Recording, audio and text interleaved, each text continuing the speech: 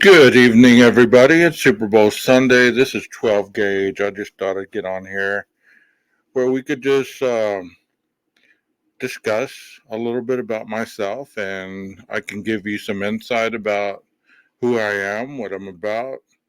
I know I've been posting videos and I've been posting community posts and things of that nature, but many people just do not know who I am.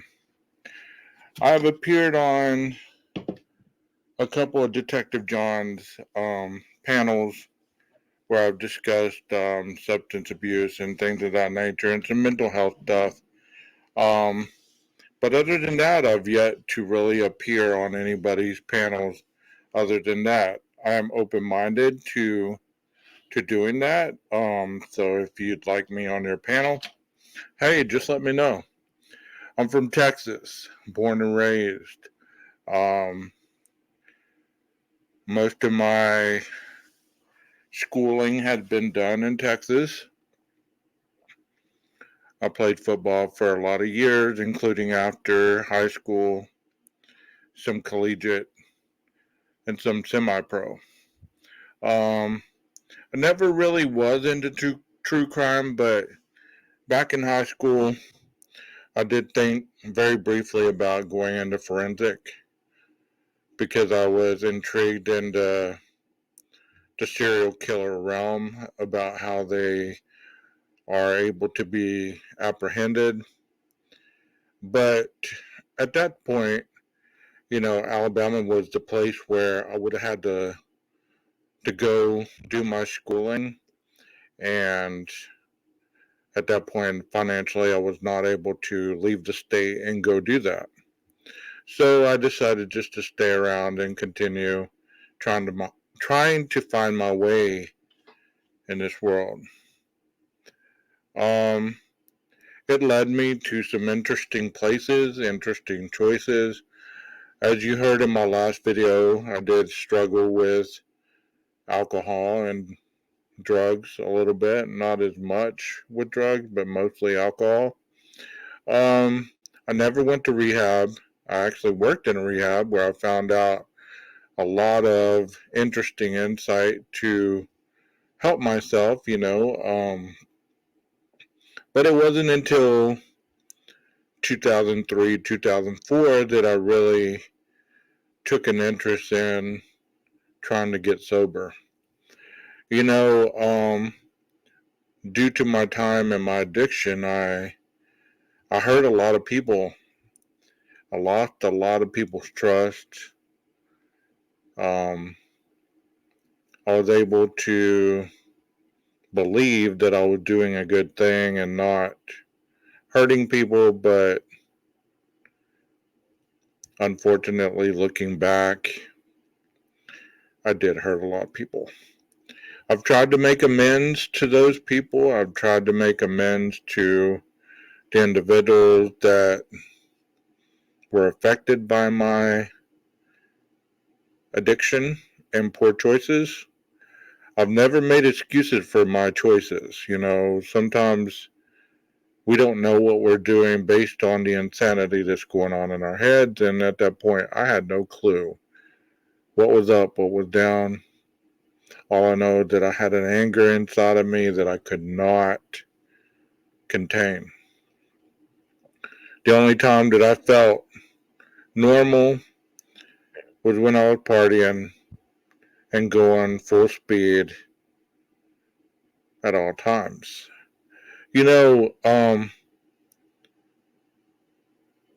I finally hit the brick wall in 2004, and my first day in starting school for counseling, I quit cold turkey and I started journaling.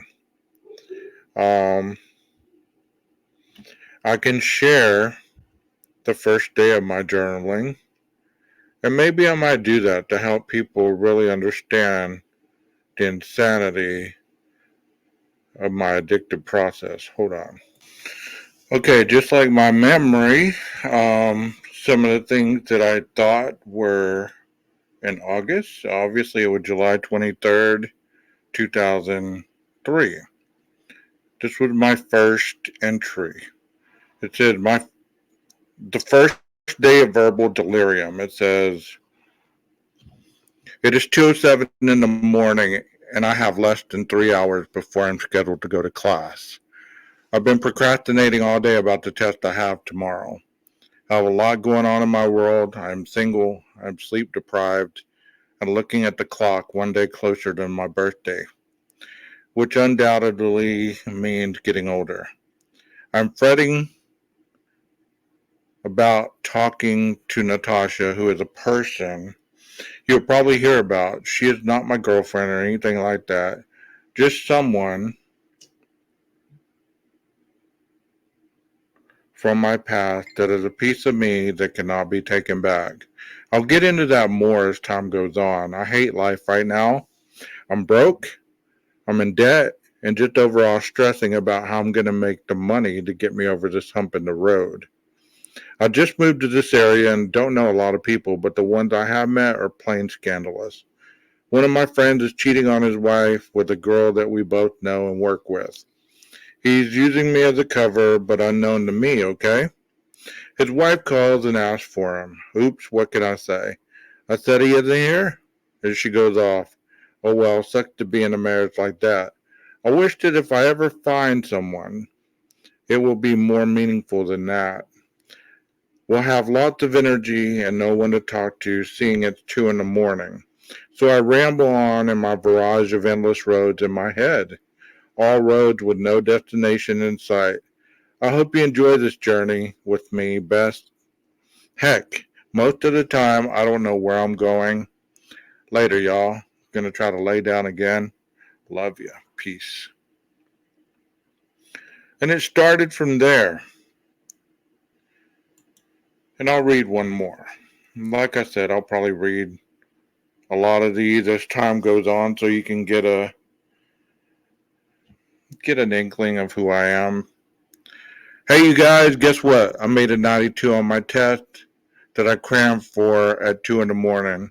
Class was a trip. This guy jumped up and started screaming at the teacher. All was well. No one got gunshot wounds or anything. Bad joke, but those of you, that know me, I'm not really that morbid. Anywho, I'm just got in from class. I'm tired but not sleepy. But I do work tonight, so I think maybe I should go get some kind of Z's. Emotional check at the moment is serene and optimistic. It is 1:26 and still single and breathing at the rate of 16 beats per minute, and heartbeat is good. Thanks you for those that responded to my journal. You guys can post a message without having a journal. If not, get one. A little drive-by note there. I will try to not end all of these with a Martin quote of the day, or I will try to end all these with a Martin quote of the day. Here's entry number one. There's no such thing as bad people, just bad decisions. Don't let your actions become your legacy. See you soon. Off to sleep. So, as I started telling you about Natasha, let me tell you a little bit more about her. Natasha was this girl that I had met probably in about 2000, 2001 off a dating site. We had been talking, corresponding, doing this and that. We decided to meet up. We met up, had sex, didn't really talk after that. And next thing I know, she's contacted me telling me she's pregnant with my child.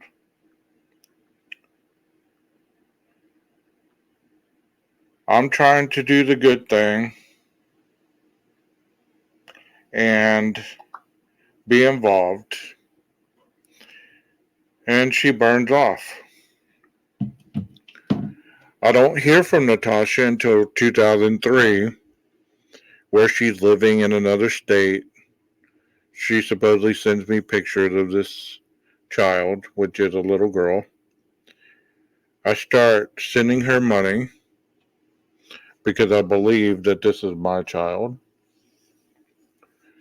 And she doesn't want me to have anything to do with the child if she isn't involved with me. So I bite the bullet and say, you know what the hell? We can be a family, it can be good. This, that, and the other. Sorry, I had to take that hat off. It's too tight. Anyways, she said we can't be together unless we're all together. So I bite the bullet and I give her my location and where I'm living. Still sending her money. She starts.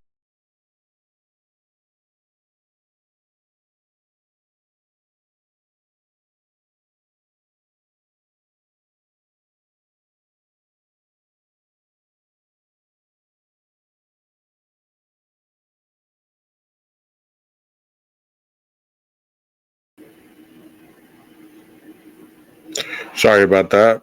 I don't know what I did, but somehow or another I just bumped myself off. So, like I was saying, Natasha gets in touch with me. She's starting a new job, and then all of a sudden she doesn't want anything to do with me.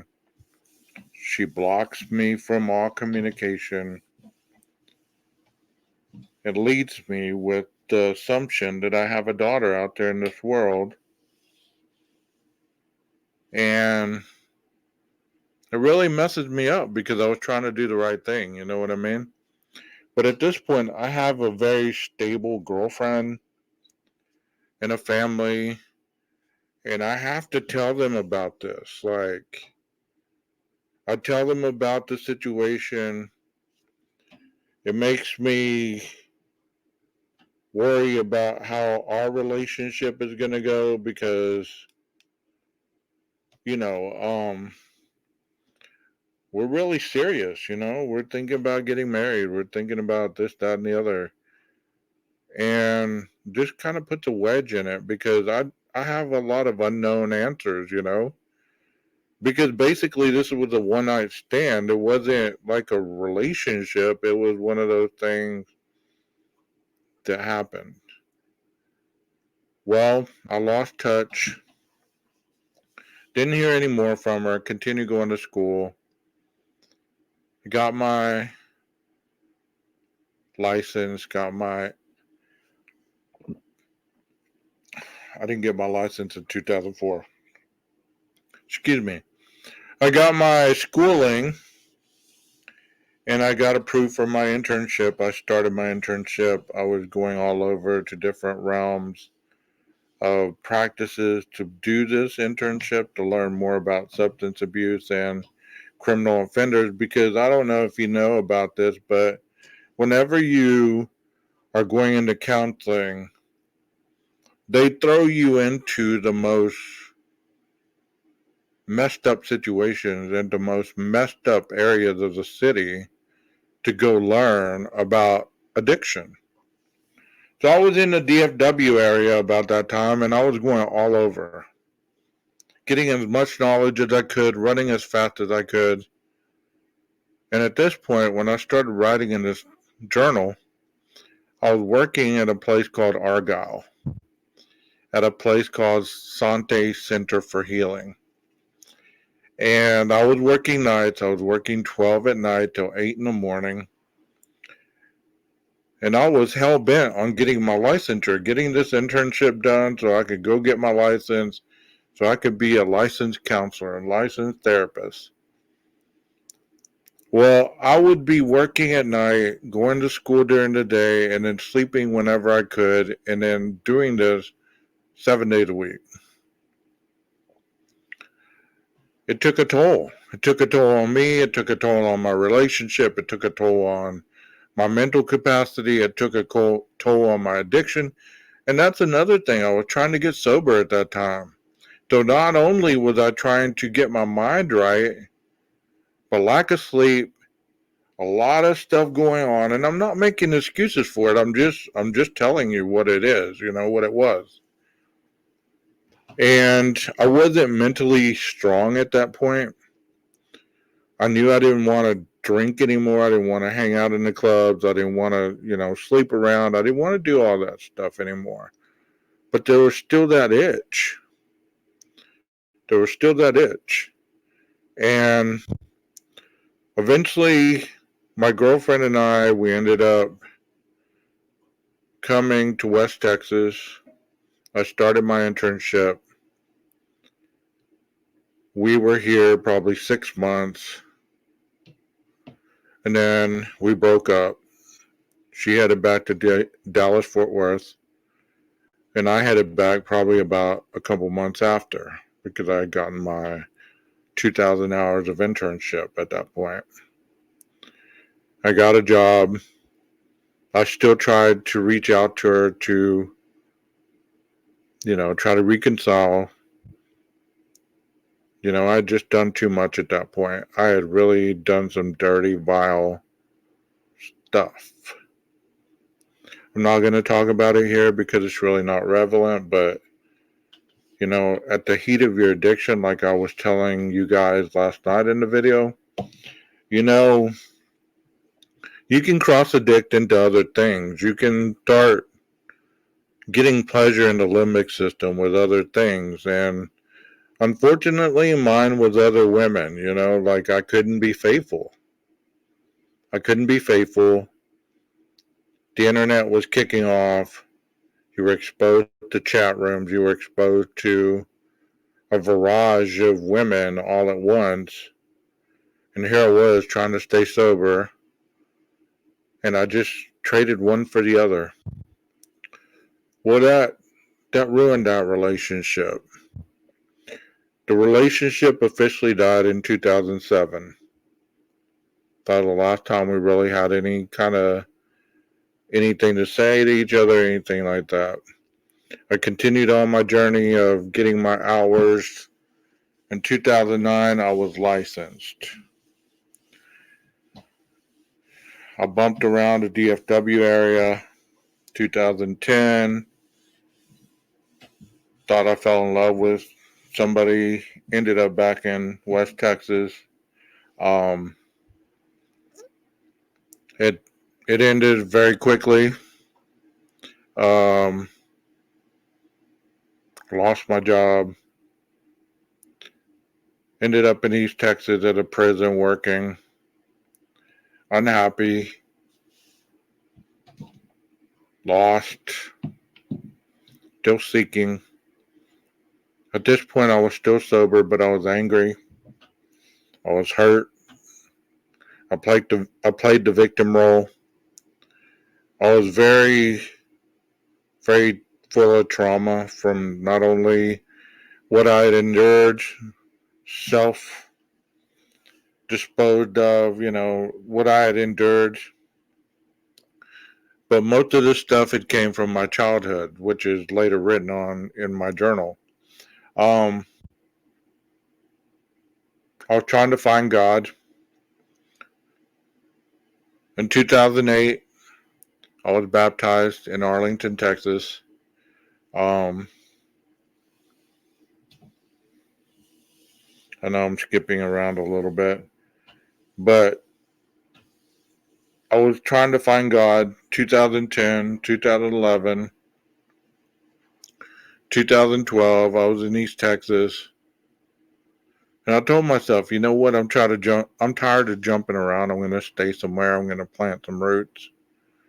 And I'm really going to give it a shot. I'm going to give myself a shot at having a life rather than running from job to job, situation to situation, trying to find an exit plan. So I stayed in East Texas for about 5 or 6 years. I came back to the area where I am right now, because my mom started having health problems, and I had an old boss that I'd kept in contact with throughout the years, and she offered me a position, and I dove right into work because the money was good, the prestige was good, and I did that for 7 years, She caught COVID and passed away in 2021 or 22. 22.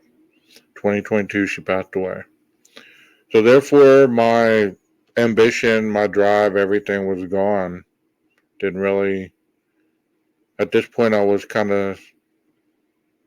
I had a side hustle going on. I was doing counseling with the juvenile services that I'm with right now, one day a week, and I was, working full time at the other job.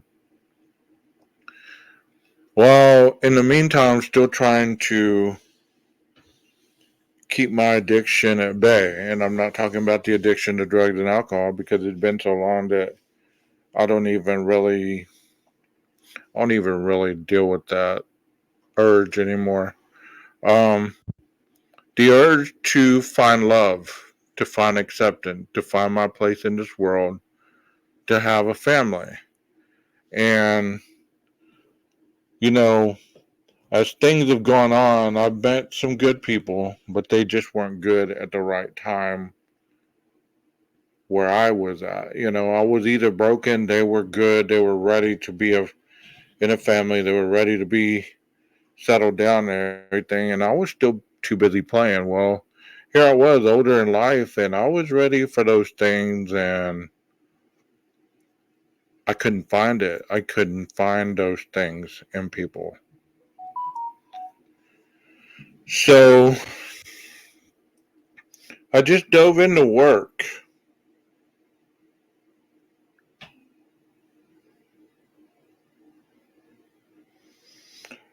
And I tried to fight that lingering urge that had been like the thorn in my side most of my life, is that non-attachment to my own mother, who I was trying to find through other things in this world.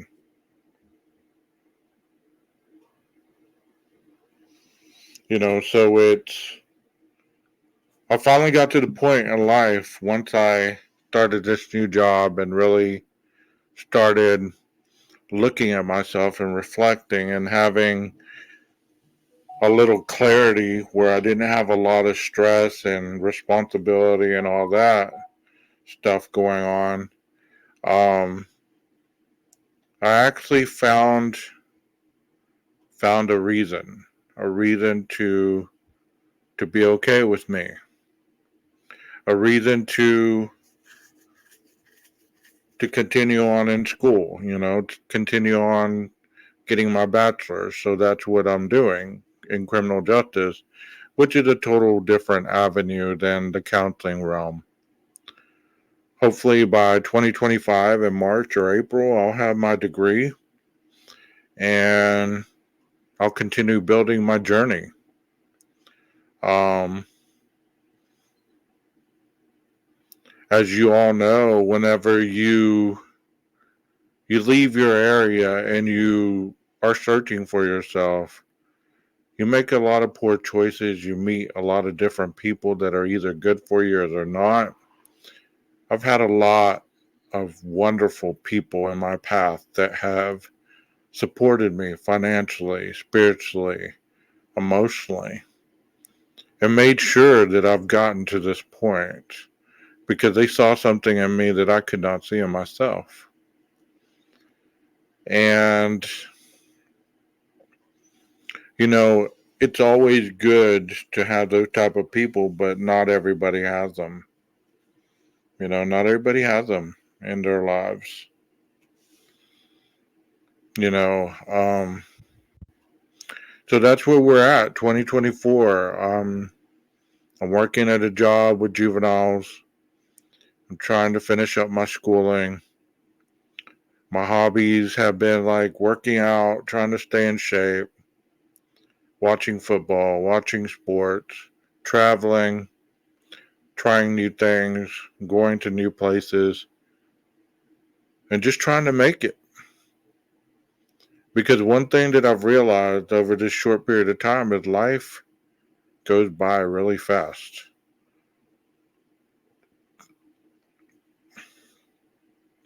Especially if you're in a stupor for a decade.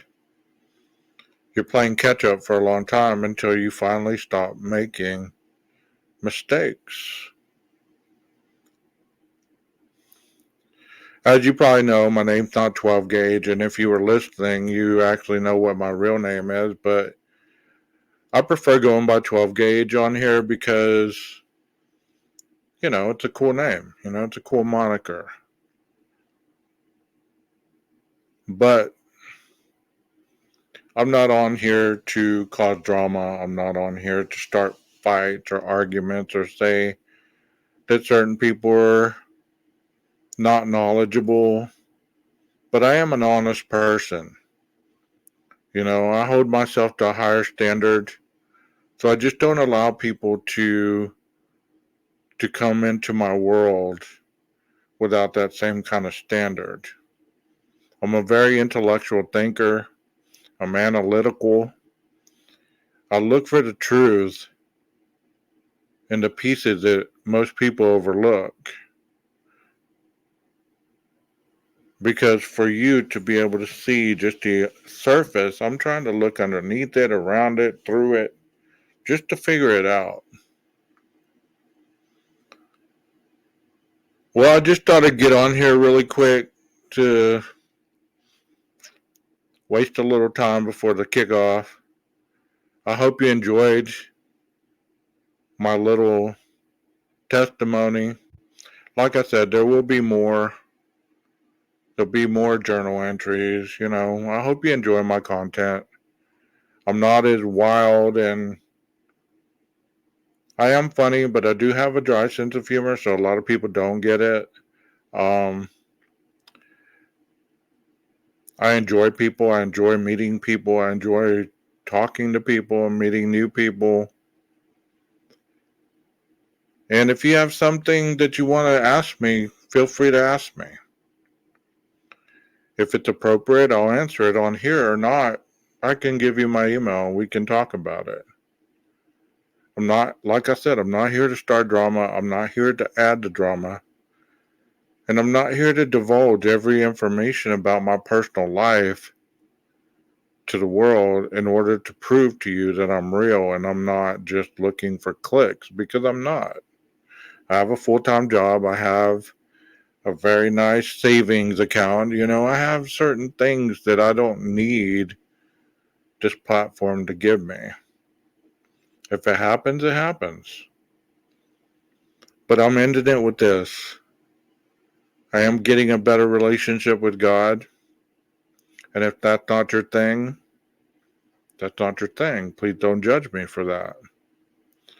I believe that there is a higher power that guides everything we do. And without him in my life, I'm a mess. So if you ever see me going off the rails or, any of that, you might ask yourself, hey, is he all right? Is he in relapse mode? Feel free to call me out because, sometimes you see things that I'm unable to see. Well, this is 12 Gauge, and I'm heading out, guys. Go 49ers. That's who I'm going for. We'll see. Hopefully the referees don't play a role in this Super Bowl because it will be a good one if they don't. You guys take care and have a wonderful Super Bowl.